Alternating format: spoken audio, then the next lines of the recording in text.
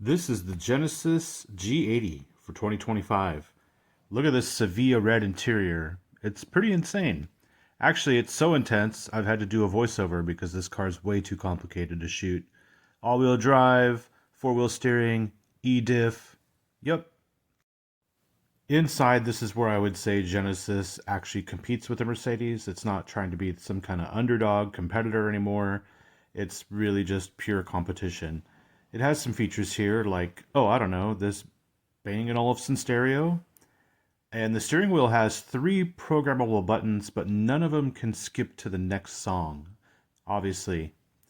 Now, if we look here at the center display, it is kind of laggy. I've had some issues with that, but it does do a pretty good job getting you between Android Auto and the regular interface so that you can go back and forth and do things like, oh, I don't know, change the stereo settings because the Bang& Olufsen stereo doesn't quite pump out the music the way I like it. Over here is the sunroof or sunshade switch. Actually, up above is the sunroof switch. We'll talk about that later. We have wireless charging. We have a center console here with more USB ports.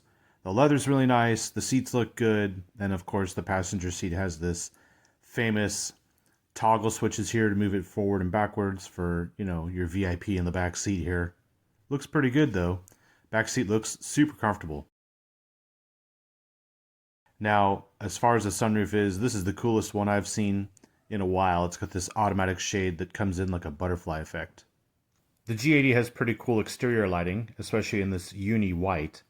If we look at the interior though, when you turn it on and change the drive mode, you get this ambient lighting that will actually switch to the drive mode that you select. In this case, Sport is red. Looks pretty good. Even the gear selector lights up for the Sport mode, which is kind of cool. Driving at night here is a struggle for me because the headlights don't throw enough light as far as range. So I've had to use my bright lights a lot, especially in these construction zones. I do like the camera in place of the rearview mirror though.